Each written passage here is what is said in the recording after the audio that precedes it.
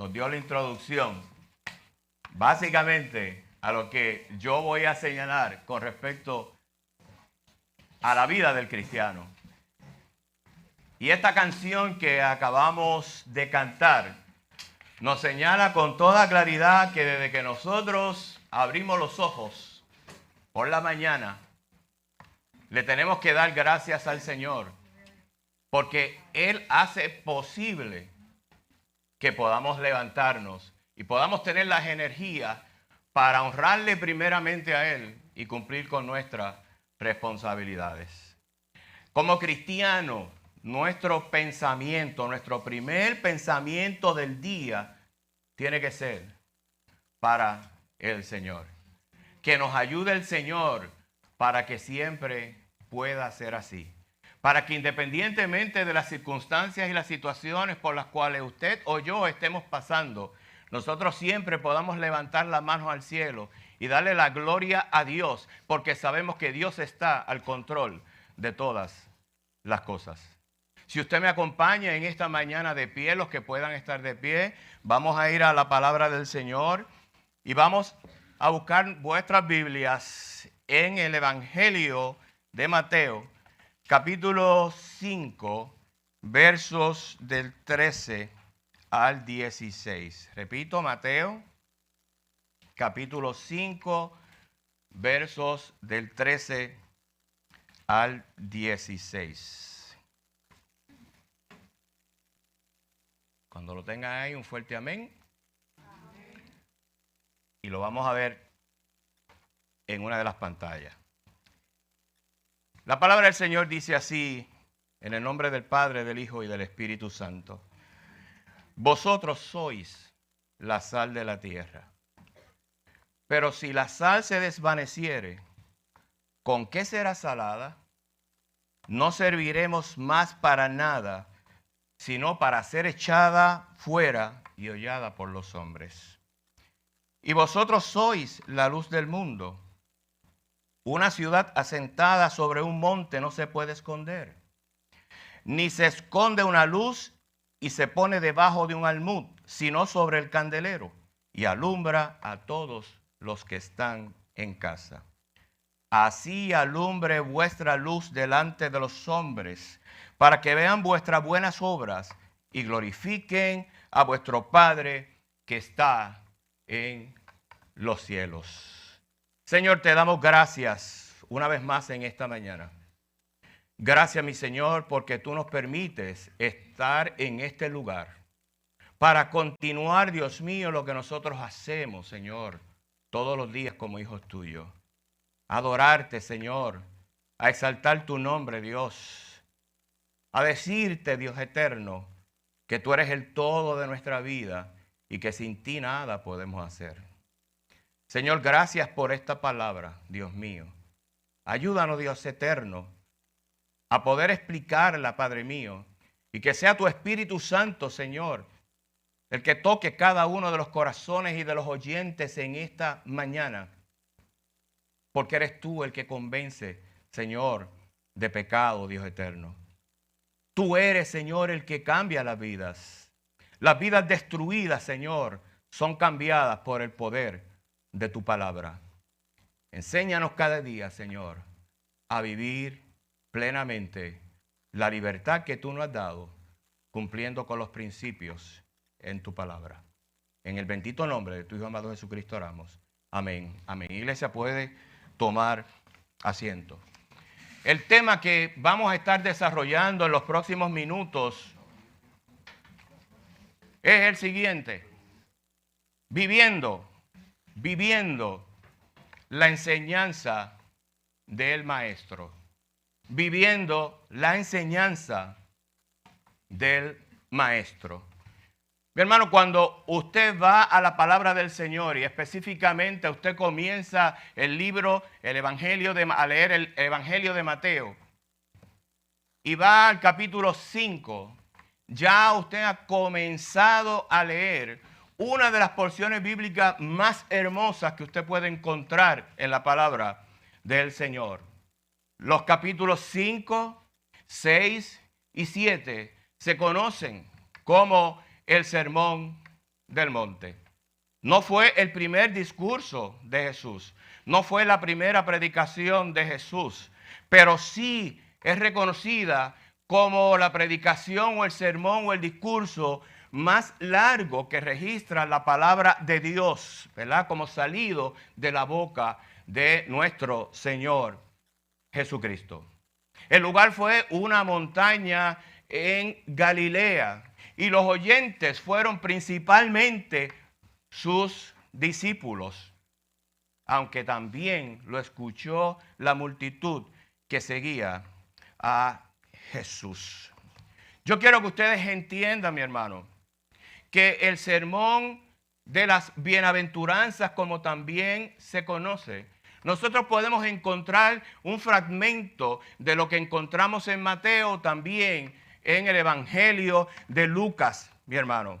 Evangelio de Lucas lo podemos encontrar de una forma más concisa. Son aproximadamente 24 versículos en ese Evangelio. ¿Por qué el Sermón del Monte pasó a ser uno de los discursos más poderosos, más hermosos, más contundentes y más fidedignos en la palabra del Señor? Mi hermano, porque el que lo pronunció era el Hijo de Dios. El mismo Dios que se había encarnado, mi hermano.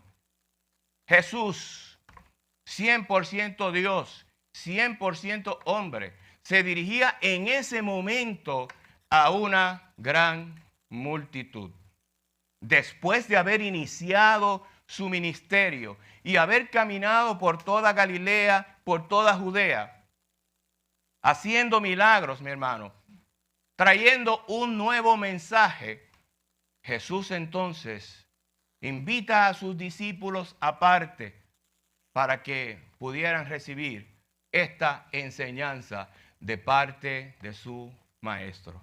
Por eso el título, mi hermano, viviendo la enseñanza del maestro. Pero yo quiero ubicarlos a ustedes en tiempo y en espacio histórico. En el momento en que Jesús está pronunciando este discurso, este mensaje, en Judea hay una gran conmoción. Jesús comienza su ministerio en un momento donde la paz romana, que era el sistema judicial, civil, de gobierno del Imperio Romano, estaba siendo criticado de una forma terrible. Así es que el trasfondo que nosotros vamos a ver en estos próximos minutos, que es un trasfondo político, que es un trasfondo social, que es un trasfondo social, económico, lo estamos viviendo en este tiempo también. Estamos próximos ya a un evento significativo que establece la democracia de nuestro país. Ya el martes estaremos en unas elecciones generales. ¿Y cuál era entonces el ambiente político que existía en este momento mientras Jesús prácticamente iniciaba su ministerio? Mi hermano, el gobierno romano oprimía como nunca antes en la historia al pueblo judío. Judea era una provincia del Imperio Romano. Mi hermano, y había muchas facciones dentro del pueblo judío que se oponían al gobierno romano. Y nosotros vamos a ver que inclusive los religiosos que apoyaban al gobierno romano lo hacían por unos intereses muy personales y muy particulares. Existían distintos grupos.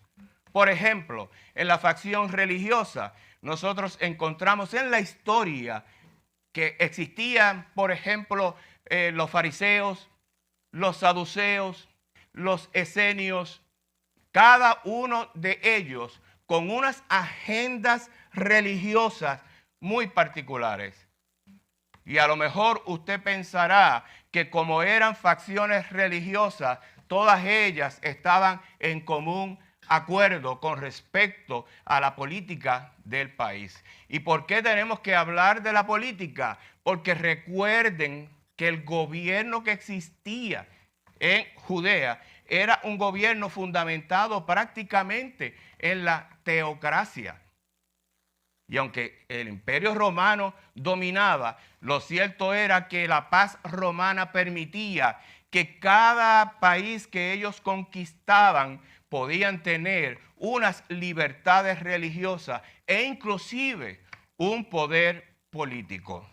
Y eso lo ejercía, ese poder político de los religiosos, lo ejercía el Sanedrín. Y dentro de ese Sanedrín encontramos las facciones que ya les he mencionado. Los fariseos estaban allí, los saduceos estaban allí. Religiosamente habían unos principios que unos seguían y que otros no seguían. Por ejemplo, los saduceos no creían en la resurrección. Los fariseos sí, y eso era un punto de controversia entre estas dos facciones.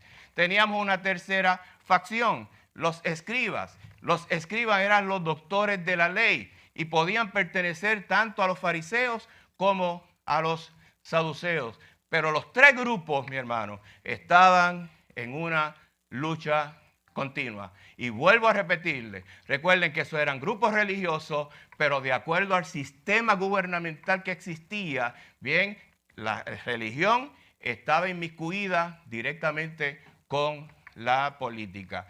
Y como cuarto grupo religioso teníamos a los esenios. Los esenios eran un grupo de personas que se habían aislado, ¿verdad?, en un monasterio para no contaminarse, decían ellos, con la cultura y con lo que estaba ocurriendo en la sociedad. 4 grupos de religiosos. Y ahora vamos a entender que también existían grupos políticos como los tenemos hoy en día, lo que llamamos partidos políticos. En ese momento en que Jesús está enseñando en el monte, existían los herodianos, un partido político que respaldaban totalmente a la dinastía de los Herodes. Así es que ellos respaldaban a los Herodes, aparentaban que eran fervientes a la fe judía, pero no lo eran, porque simplemente ellos respaldaban a Herodes, porque Herodes quería siempre el favor de los romanos. Y mientras aparentaran que seguían las leyes y las normas del César, iban a tener el favor de seguir gobernando como dinastía en Judea. Y tenemos otro grupo bien interesante, los celotes. Los celotes ya era un partido político más radical, más de izquierda, eran revolucionarios.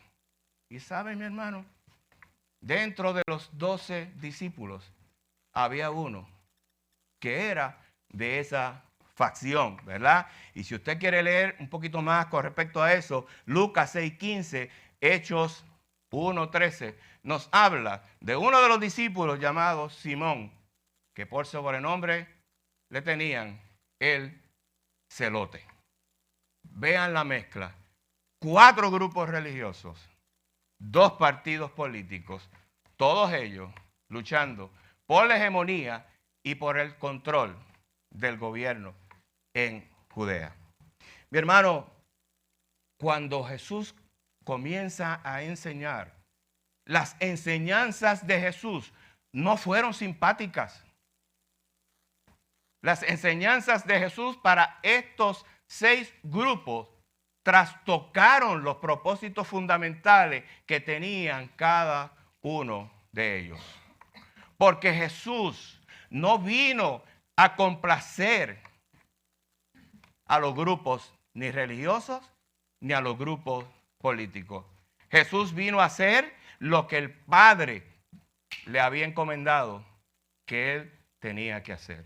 Y no sé cuántos de ustedes recuerdan cuando Jesús se presentó ante Pilato ya en los últimos días de su ministerio. Pilato le preguntó a Jesús, ¿cuál es la verdad? ¿Qué es la verdad? Pero no tuvo tiempo suficiente para escucharla porque no quiso escucharla. Y cuando Pilato le dijo, mira que yo tengo el poder para sentenciarte a muerte, Jesús le dijo, tú dices que tienes el poder, pero el poder viene de lo alto. Y algo trascendental en aquella conversación con Pilato es que Pilato le dijo a Jesús, yo tengo el poder para liberarte. Y Jesús le dijo, no confunda, mi reino no es de este mundo. Mi reino no es de este mundo. Y esas palabras, mi hermano, tienen que quedar claras en la conciencia de aquellos que realmente amamos al Señor y que decimos que somos discípulos del Señor. Allí en el Sermón del Monte, Jesús le enseñó a cada uno de estos grupos quién realmente era Él y cuál era el propósito que Él tenía en la tierra, mi hermano. No lo reconocieron como Dios. No lo reconocieron más adelante como Salvador. Por eso es que la palabra del Señor dice que Jesús vino al mundo, pero el mundo lo rechazó. No lo recibieron, mi hermano. Y si hubiesen tenido el discernimiento para entender aquellas palabras provocado por la verdad que Jesús le estaba diciendo, cada uno de ellos hubiese recibido una instrucción y una enseñanza que hubiese cambiado su vida. Por ejemplo, ¿qué Jesús enseñó? ¿Y qué le decía a los fariseos? Jesús en el Sermón del Monte, aunque su mensaje, como le dije, estaba fundamentalmente dirigido a los discípulos, allí Jesús habló que la verdadera espiritualidad no consistía en aquello que abriga o alberga nuestro corazón, sino en nuestra relación con Dios. Y usted dirá, ¿y qué tiene que ver eso conmigo ahora? Pues yo le voy a decir qué tiene que ver, mi hermano. Si usted y yo nos llamamos discípulos de Cristo, un discípulo imita a su maestro. Nuestras decisiones no pueden estar dirigidas por nuestras emociones. Estamos próximos a unas elecciones. Los pastores no le vamos a decir a la iglesia por quién votar. Pero sí le vamos a decir que usted, si es cristiano, tiene unas convicciones claras, fundamentadas en la palabra de Dios. Y cuando tenemos convicciones claras, mi hermano, cuando tenemos convicciones sustentadas y fundamentadas en la palabra de Dios, no hay quien nos mueva de esas convicciones.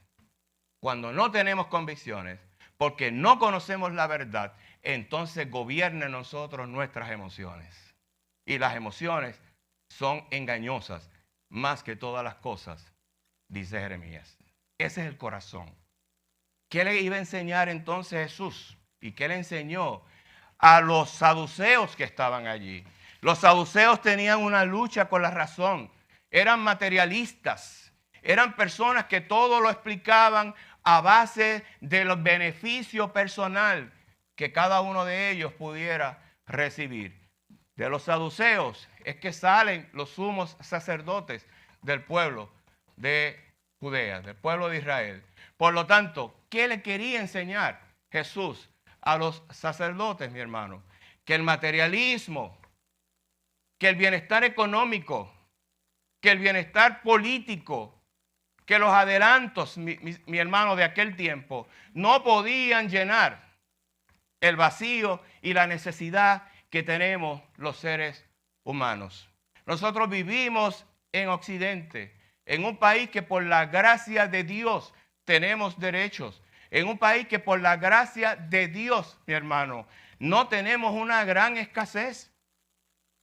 Sí hay pobres. Jesús mismo dijo que siempre íbamos a tener pobres en medio nuestro, pero hemos vivido una prosperidad por la gracia de Dios que no se han vivido en otros países. pero que nuestra fe y nuestra esperanza no esté en el beneficio personal, que nuestra fe y nuestra esperanza esté en el todopoderoso Dios, que es el que gobierna el cielo y la tierra, Dios soberano que nunca pierde el control de todas las cosas.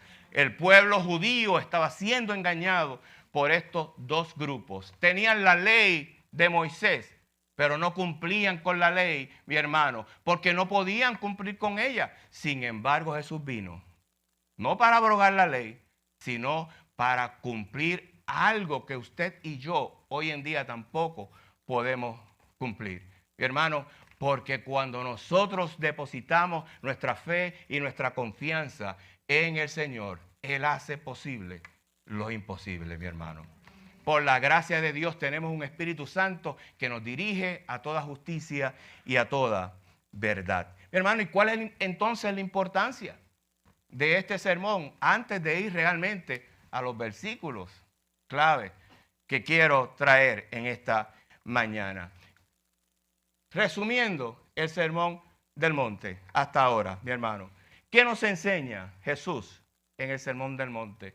Lo primero que quiero traer, porque es pertinente mencionarlo en esta mañana, es que Jesús nos enseña en el sermón del monte que el método evangelístico más efectivo con que cuenta la iglesia somos cada uno de nosotros. El método evangelístico más eficiente, más efectivo que cuenta este mundo sin querer reconocerlo, es que usted y yo somos iglesia. Y usted y yo tenemos la verdad de Cristo. Ahora, mi hermano, si tenemos la verdad de Cristo, la pregunta que muchas veces nos tenemos que hacer como discípulos, ¿estoy yo viviendo de acuerdo a las enseñanzas de Jesús? Una pregunta que muy temprano en el mensaje yo quiero que usted atesore en su corazón. Mi hermano, porque Jesús en el Sermón del Monte lo que está predicando y lo que está enseñando es que el cristiano es distinto a todas las demás personas que no conocen el Evangelio. Y mire cómo Jesús lo presenta. Jesús presenta este cuadro en Juan 10, 9 al 11. Mire las palabras de Jesús en el Evangelio de Juan. Yo soy la puerta. El que por mí entrare será salvo. Y entrará y saldrá y hallará pastos. El ladrón no viene sino para hurtar, para matar y destruir. Pero yo he venido para que tengan vida y esa vida en abundancia. Yo soy el buen pastor. El buen pastor su vida da por las ovejas. Por lo tanto, ¿cuál es la enseñanza de Jesús en el Sermón del Monte? Si usted ve los primeros versículos del capítulo 5, habla de una bienaventuranza, específicamente de 8 bienaventuranzas. Y bienaventuranza no es otra cosa que ser gozoso, que estar felices con lo que somos.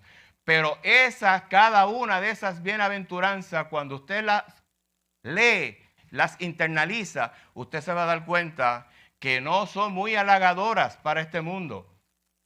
Jesús habla del pobre de espíritu.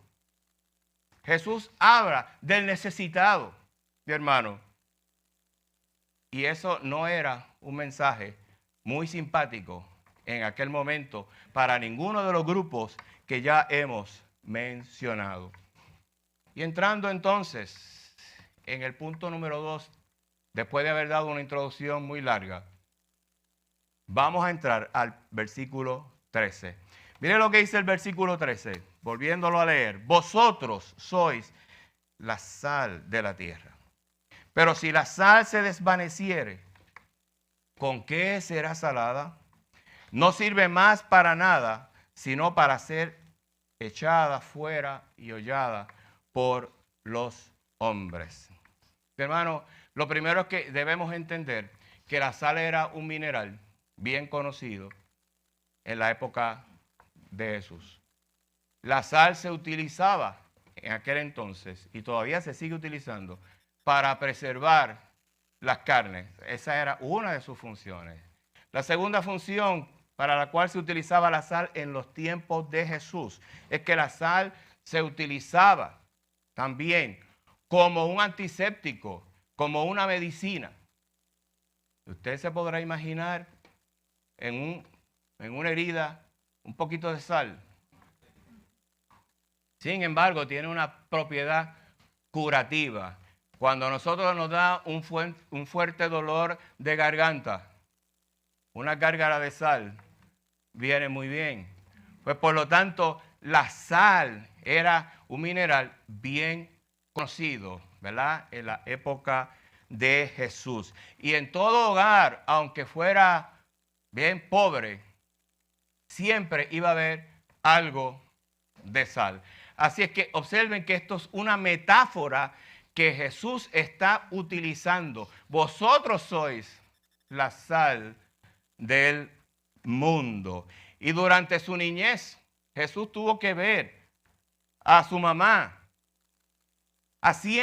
preparando los alimentos y utilizando este mineral. Así es que era algo bien conocido. Si algo debemos ver en la palabra de Dios, es que la predicación de Jesús era una predicación sencilla. Y cada vez que Jesús utilizaba una parábola o un ejemplo, eran cosas de la vida cotidiana. Por lo tanto, vosotros sois la sal del mundo. Y la otra metáfora que utiliza Jesús es el de la luz. La luz, sumamente importante, necesaria, indispensable en todo hogar. Y posiblemente vio muchas veces a su madre también, cuando caía el sol, prender entonces, ¿verdad? Un candelero para poder alumbrarse. Mi hermano, ¿por qué la iglesia es sal? He escuchado a muchas personas siempre decir eso, es que la iglesia es sal y es luz, mi hermano.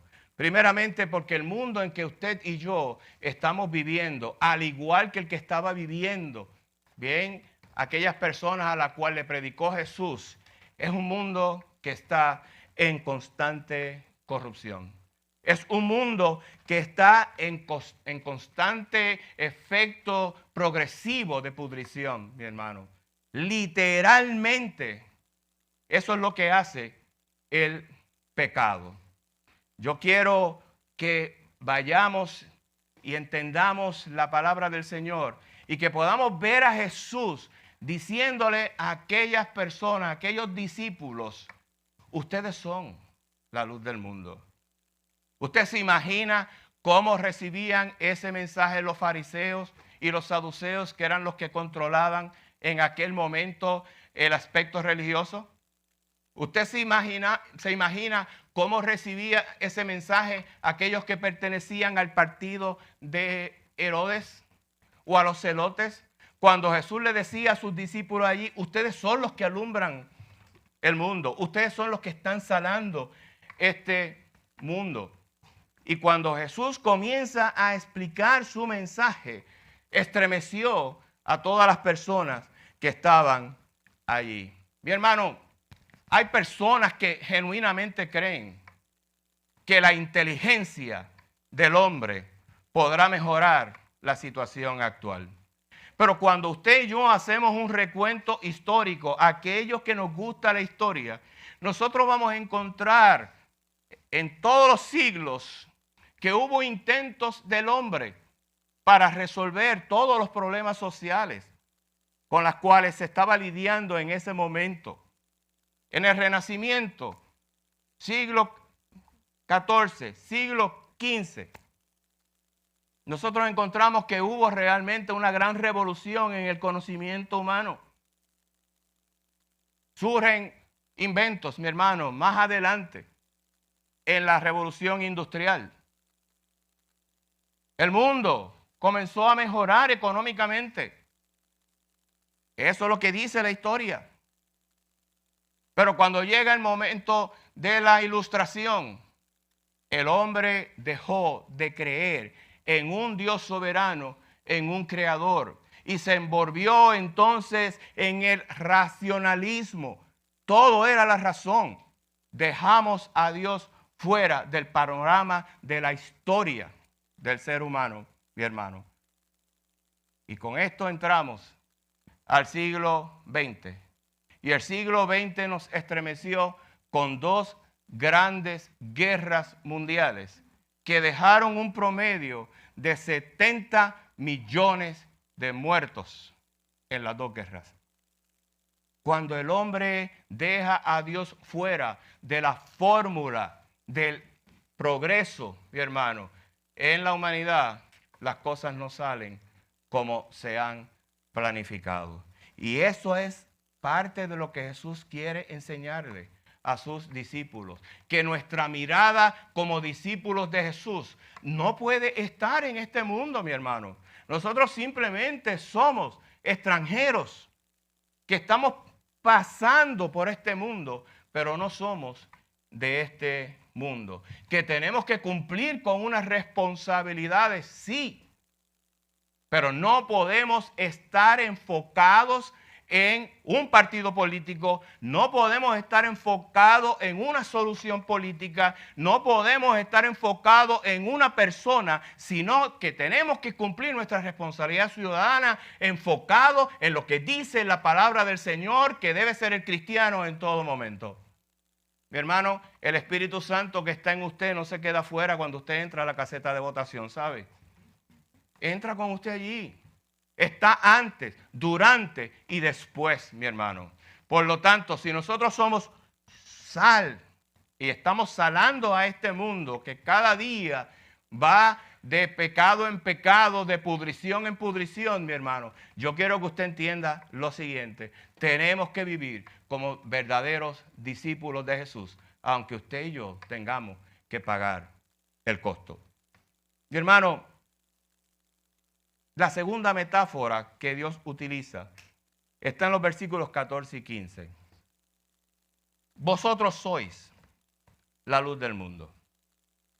Una ciudad asentada sobre un monte no se puede esconder, ni se enciende una luz y se pone debajo de un almud, sino sobre el candelero y alumbra a todos los que están en casa. Esta es una de las declaraciones más maravillosas del cristiano, relacionada con la vida del cristiano.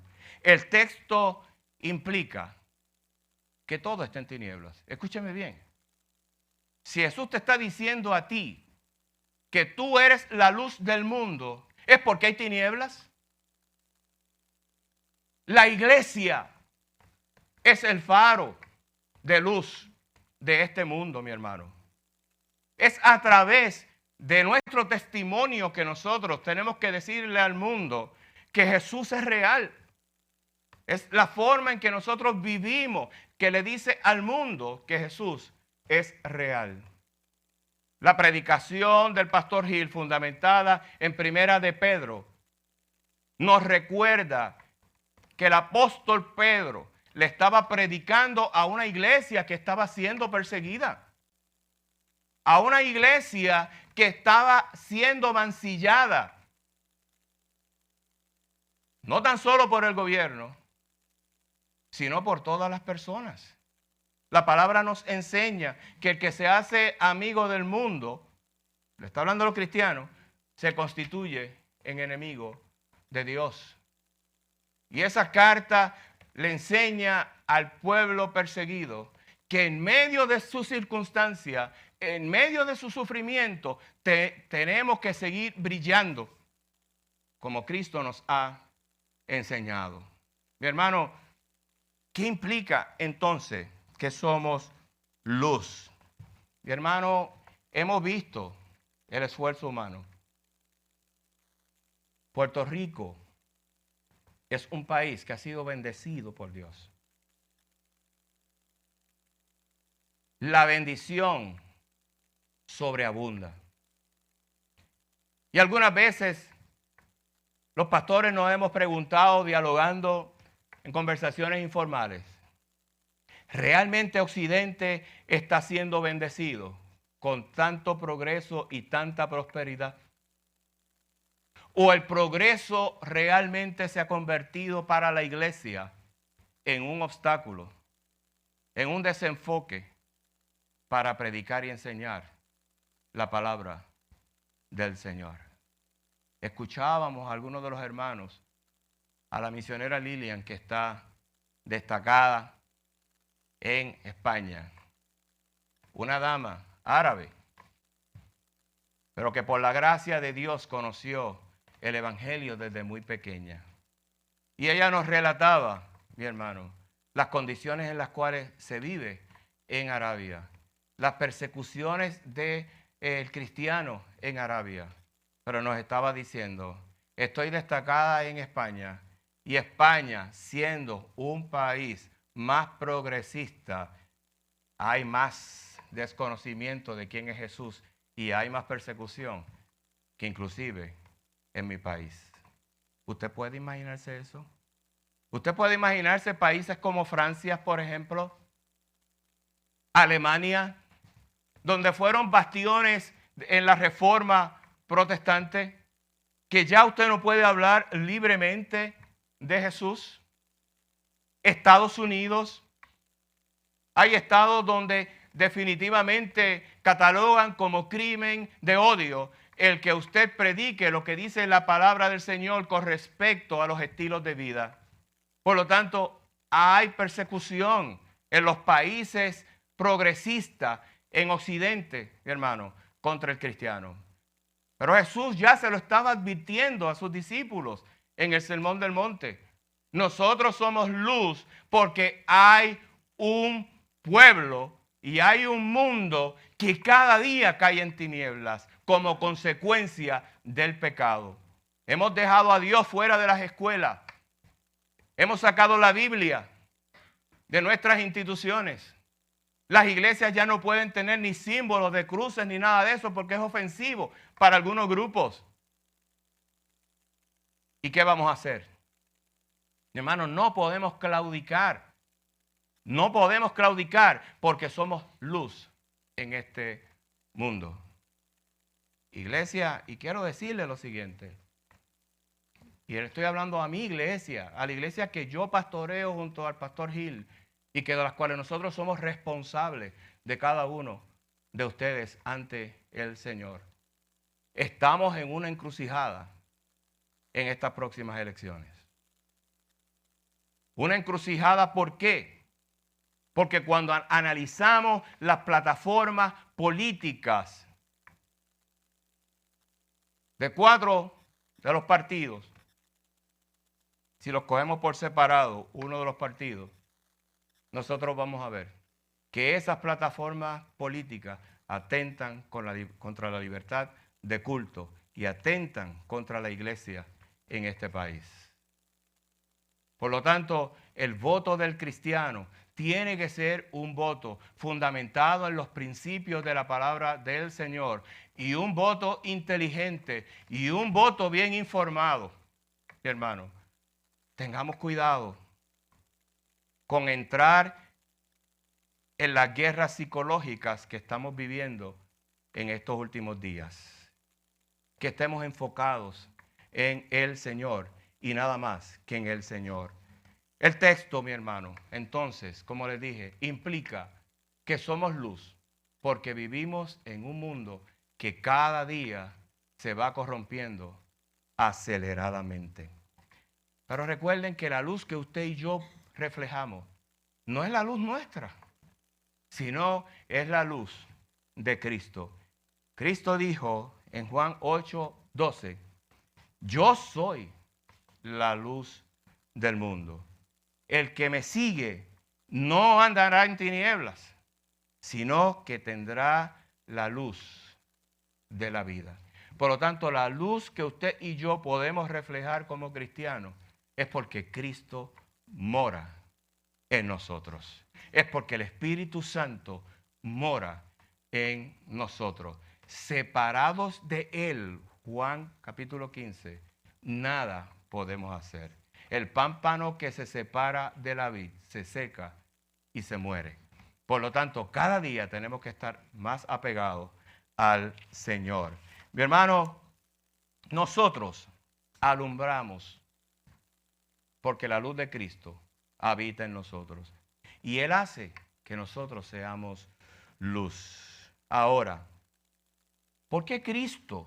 Una pregunta que nos debemos hacer cuando leemos estos versículos.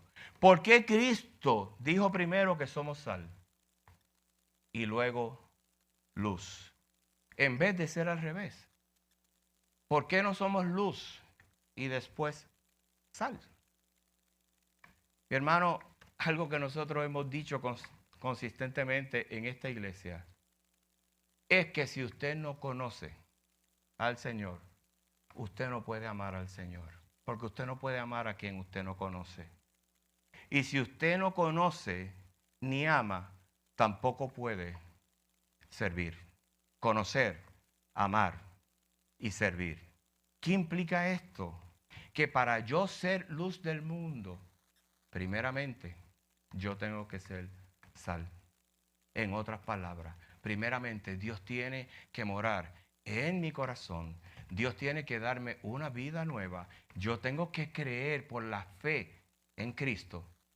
Y entonces yo puedo salar al mundo. Y si puedo ser, entonces puedo hacer. Puedo ser luz. Mi hermano, ¿cómo es el cristiano? ¿O cómo el cristiano manifiesta esa luz? Número uno, el cristiano manifiesta esa luz porque pone de manifiesto las tinieblas. Durante muchos años estuve inmerso en una cultura profesional donde estaba rodeado constantemente por gente que en su carnalidad se creían superiores a todos los demás.